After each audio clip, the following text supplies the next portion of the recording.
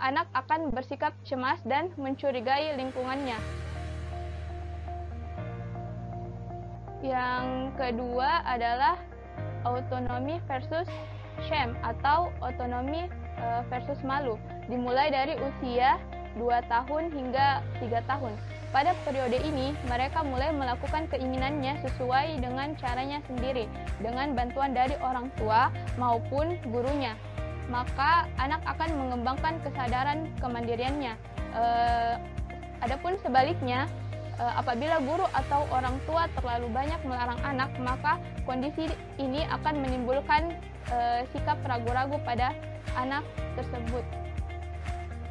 Yang ketiga adalah inisiatif versus guilt atau inisiatif atau rasa bersalah, dimulai dari usia 4-5 tahun. Pada periode ini, sikap inisiatif akan berkembang baik jika anak diberi kebebasan untuk menjelajahi dan bereksperimen dalam lingkungannya.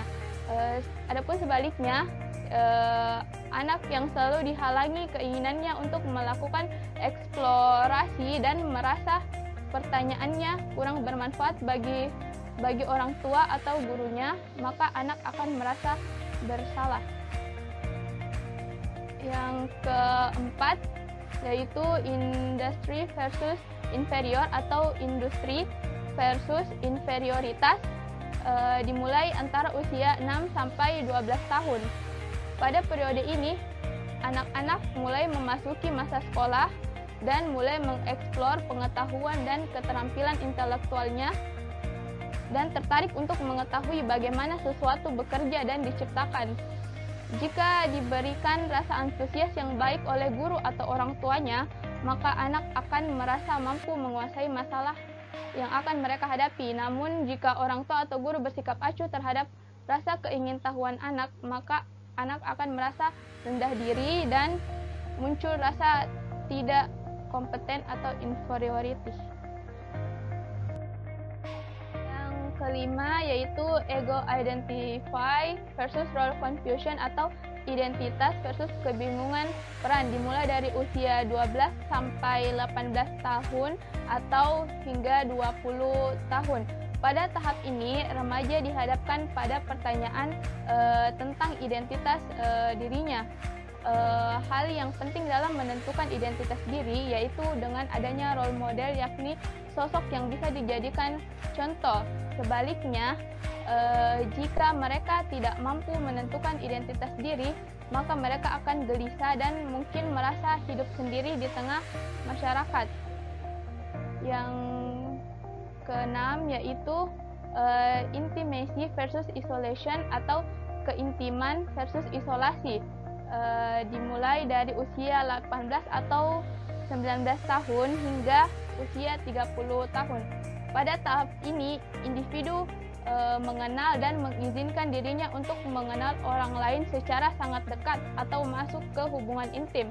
Kegagalan menjalin hubungan intim akan membuat seseorang terisolir atau mengisolasi diri dari sekelilingnya.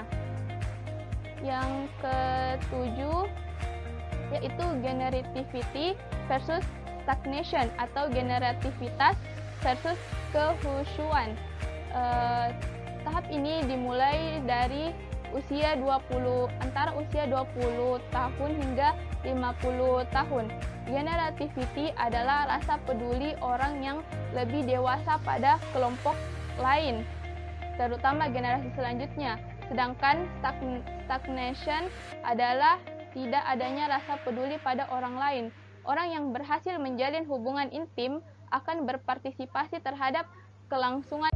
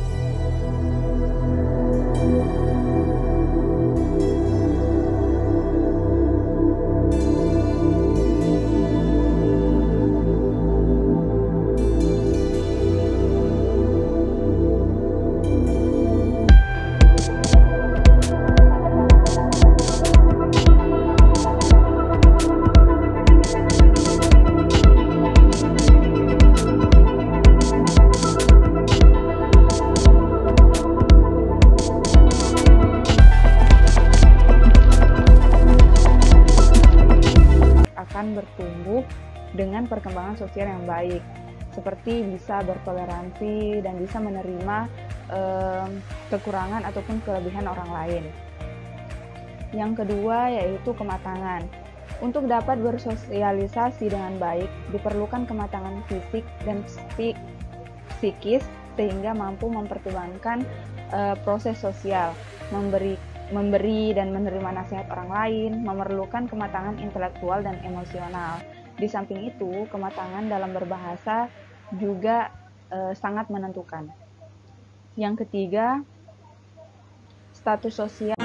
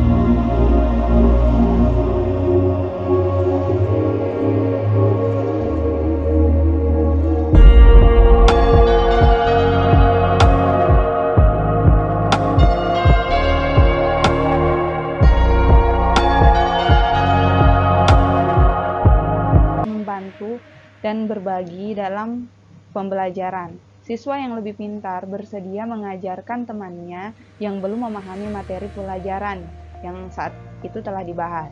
Pembelajaran kolaboratif akan menumbuhkan sikap saling menyayangi di antara peserta didik. Kebiasaan belajar kooperatif dan kolaboratif akan membuat peserta didik mereka seperti bersaudara, tidak saling mengolok-olok, tidak saling mengejek-ngejek. Perbuatan saling mengolok dilarang dalam ajaran Islam.